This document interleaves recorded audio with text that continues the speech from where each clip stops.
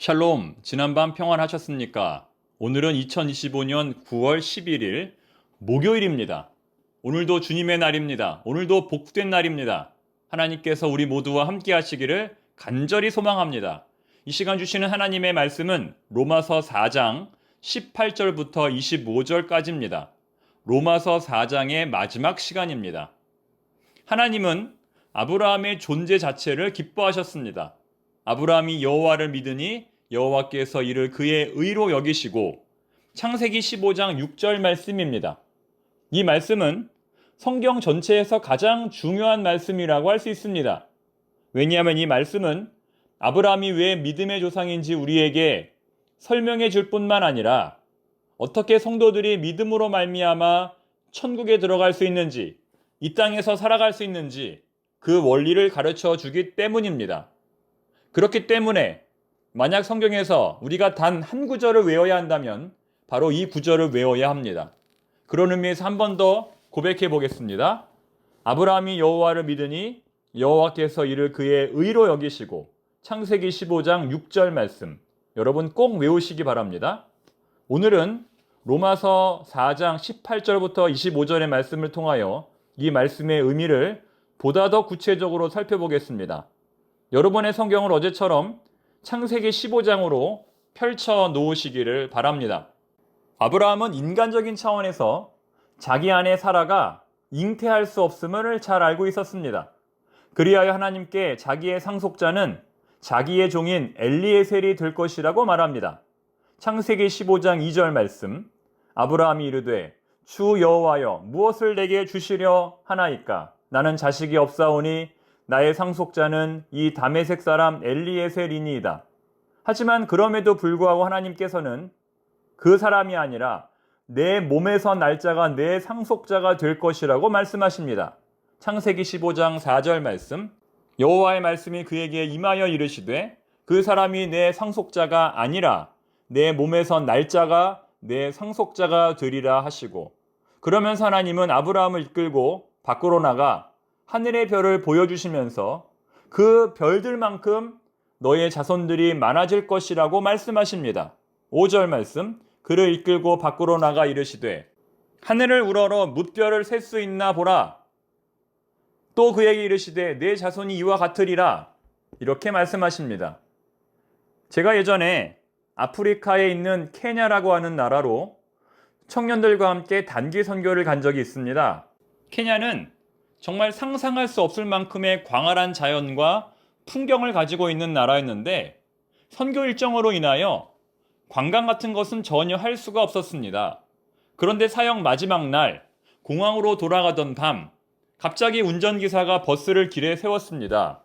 그리고 모든 선교 팀원들로 하여금 바닥에 천을 깔고 누우라고 했습니다. 여러분, 그때 펼쳐진 밤하늘의 모습은 지금도 생생하게 기억이 납니다. 그야말로 장관이었습니다. 우리나라의 하늘은 환경오염 때문인지 밤하늘의 별이 거의 보이지 않지만 케냐라고 하는 나라에서 바라본 밤하늘의 별은 엄청나게 많았습니다. 말로 형용할 수 없을 만큼 많았습니다. 정말 하늘에서 그 많은 별들이 떨어질까봐 무서운 생각까지 들었습니다. 그때 제가 깨달은 것, 정말 아브라함은 믿음의 사람이었구나. 자신에게는 단 한 명의 자식도 없었는데, 아내 사라는 자식을 낳을 수 없는 상황이었는데, 그럼에도 불구하고 이렇게 많은 밤하늘의 별처럼 많은 자식을 주겠다는 하나님의 말씀을 아브라함이 믿었구나. 그의 믿음이 보통 믿음이 아니구나. 저는 그때 몸소 깨달았습니다. 자, 이러한 사실을 염두하고 다시 한번 창세기 15장 5절과 6절의 말씀 읽어보겠습니다.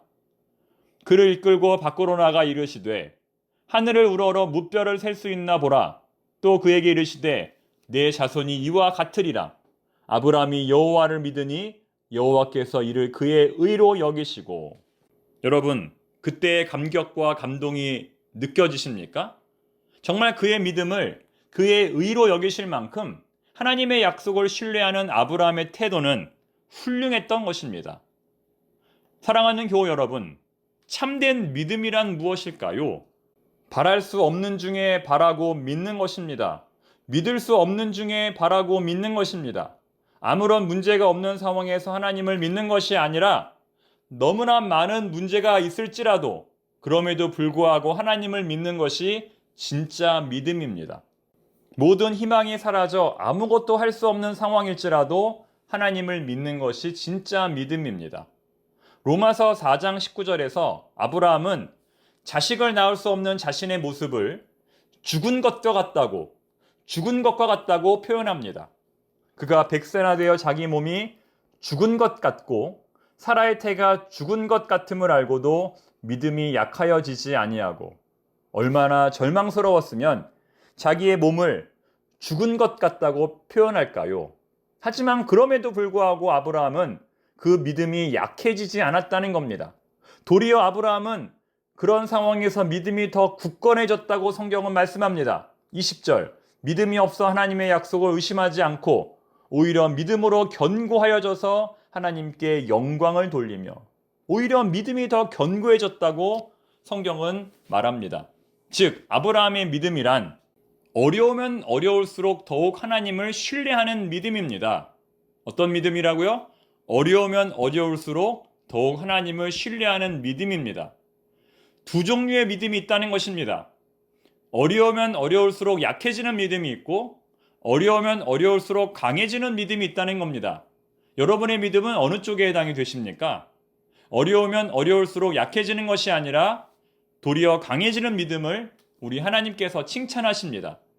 문제가 생길수록 하나님을 더욱 의지할 때, 어려움이 생길수록 더욱 하나님께 기도할 때, 희망이 보이지 않을수록 더욱 하나님을 바라볼 때 하나님께서 우리의 믿음을 칭찬하십니다. 지금의 고난이 우리를 더욱 살아있는 기도의 용사로 만들 수 있기를 바랍니다. 지금의 문제가 우리를 더욱 살아있는 말씀의 용사로 만들 수 있기를 바랍니다. 전화위복, 화가 변하여 복이 되기를 바랍니다. 고난이 변하여 슬픔이 되기를 바랍니다. 슬픔이 변하여 찬송이 되기를 바랍니다. 믿음이 없어 하나님의 약속을 의심치 말고 믿음으로 견고해져서 하나님께 영광을 돌려드리는 청파동의 모든 교우들이 되시기를 바랍니다. 기도하겠습니다. 하나님 아버지, 고난이 변하여 복이 되는 역사가 일어나게 하옵소서. 문제가 변하여 기쁨이 되는 역사가 일어나게 하옵소서. 저녁에는 울음이 가득할지라도 아침에는 찬송할 수 있는 은혜를 부어 주옵소서. 한 영혼을 향한 구령의 기도가 있기를 원합니다. 예수 믿는 것이 얼마나 복되고 즐거운 일인지 전하기를 원합니다. 희망이 보이지 않는 지금의 세상에서 희망을 말할 수 있는 성도들이 되게 하옵소서. 장기 결석자, 가족, 이웃, 동료들을 마음에 품고 기도할 수 있도록 영혼 구원의 마음을 부어 주옵소서. 예수님의 이름으로 기도드립니다. 아멘.